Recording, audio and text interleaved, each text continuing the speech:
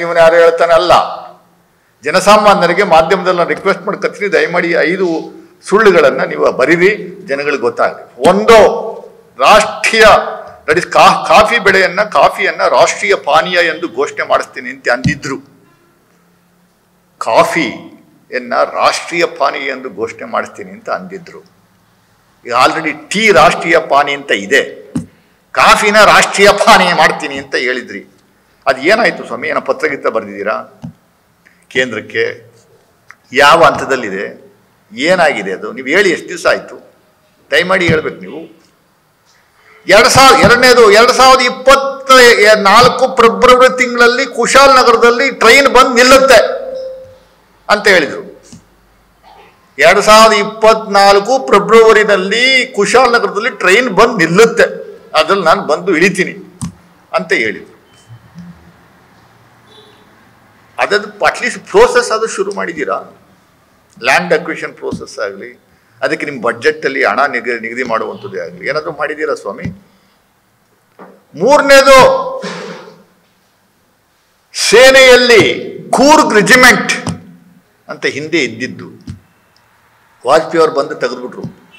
ಅದನ್ನು ಮತ್ತೆ ಪುನರಾರಂಭ ಮಾಡ್ತೀವಿ, ಮೆಡ್ರಾಸ್ ರೆಜಿಮೆಂಟ್, ಕಲ್ಕತ್ತಾ ರೆಜಿಮೆಂಟ್ ಅಂತ ಏನಿದೆ ಅದೇ ರೀತಿ ಕೂರ್ಗ್ ರೆಜಿಮೆಂಟ್ ಪುನರಾರಂಭ ಮಾಡಿಸ್ತೀವಿ.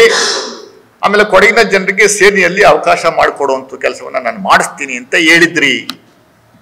ದಯಮಾಡಿ ಇದನ್ನು ಉತ್ತರವನ್ನು ಕೊಡಿ ಪ್ರತಾಪ್ ಸಿಂಹರವರೇ. ಅದು ಏನಾಯಿತು? ಇದೆಲ್ಲ ದುಡ್ಡು ಖರ್ಚು ಮಾಡುವಂಥದ್ದು ಅಲ್ಲ ಇದು.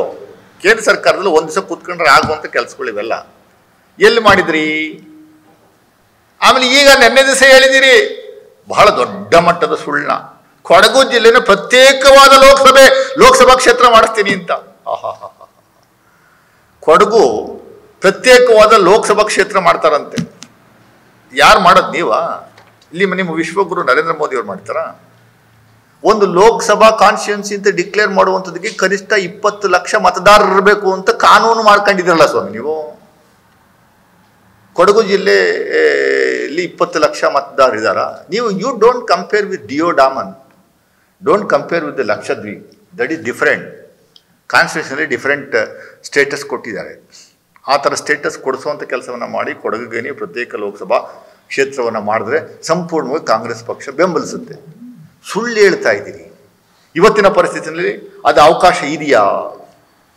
ಹಿಂದೆ 4 ವರ್ಷದ ಹಿಂದೆನೆ ಕೊಡವ ಭಾಷೆಯನ್ನು 8th ಶೆಡ್ಯೂಲ್ನೆಲ್ಲ ಸೇರಿಸ್ತೀವಿ ಅಂತ ಹೇಳಿದ್ರಿ. 8th ಶೆಡ್ಯೂಲಲ್ಲಿ ಸೇರಿಸ್ತೀವಿ.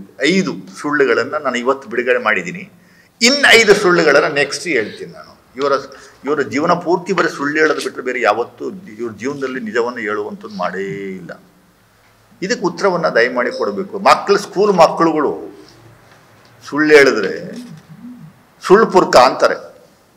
ಸುಳ್ಳು ಪುರ್ಕ ಅಂತ ಹೀಯಾಳಿಸುವಂಥದ್ದು ಮಕ್ಕಳುಗಳಲ್ಲಿ ನೋಡ್ಬೋದು. ಪ್ರತಾಪ್ ಸಿಂಹನ ನಾವು ಸುಳ್ಳು ಪುರ್ಕ ಅಂತ ಹೇಳ್ಬೋದಾ?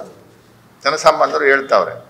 ಸುಳ್ಳು ಹೇಳೋದು, ಕೋಮು ಗಲಭೆ ಸೃಷ್ಟಿ ಮಾಡಿಸೋದು, ಆಮೇಲೆ ಬೆಂಕಿ ಗಡ್ಡಿ ಗೀರ್ಬಿಟ್ಟು ಬೇರೆ ಮನೆಗಳಿಗೆ ಬೆಂಕಿ ಹಾಕೋದು, ಅದರಿಂದ ದೋಸೆ ಸುಟ್ಕೊಳ್ಳುವಂಥ ಕೆಲಸವನ್ನು ಬಿಟ್ಟರೆ ಬೇರೆ ಏನು ಮಾಡಿದ್ದೀರಿ? ದಯಮಾಡಿ ಹೇಳಿ. ನೀವು ಚಾಲೆಂಜ್ ಮಾಡಿದ್ದೀರಿ, ನಾನು ಮತ್ತೆ ಚಾಲೆಂಜ್ ಮಾಡ್ತಾ ಇದ್ದೀನಿ. ಮತ್ತೆ ತಿರ್ಗಾ ನಾವು ಕೊಟ್ಟಂಥ ಕಾರ್ಯಕ್ರಮಗಳ ಪಟ್ಟಿಯನ್ನು ನಿಮ್ಗೆ ಬಿಡುಗಡೆ ಮಾಡ್ತೀವಿ. ನನ್ನ ಹತ್ರ ಇದೆ 350 ಕೋಟಿಗೆ ಸಿದ್ದರಾಮಯ್ಯನವರು ಕೊಟ್ಟಂಥ ಯೋಜನೆಗಳು, 8 ತಿಂಗಳಲ್ಲಿ ನಮ್ಮ ಇಬ್ಬರು MLAಗಳು ಮಾಡಿರುವಂಥ ಕಾರ್ಯಕ್ರಮಗಳು ನೀವು 5 ವರ್ಷದಲ್ಲಿ ಮಾಡಿದ್ದೀರಾ. ದಯಮಾಡಿ ಬನ್ನಿ, ಚಾಲೆಂಜ್ ಮಾಡಿ, ಪಟ್ಟಿ ತಗೊಂಬನ್ನಿ ಸ್ವಾಮಿ. ನಿಮ್ಮ ಹತ್ರ ಏನೇನು ಮಾಡಿದ್ದೀರಾ, ಏನೇನು ಕಡಿದು ಕಟ್ಟಿ ಹಾಕಿದ್ದೀರಾ ಅನ್ನೋದು ಮತ್ತೊಮ್ಮೆ ನಾನು ಉಚ್ಚಾರಣೆ ಮಾಡ್ತಾ ಇದ್ದೀನಿ.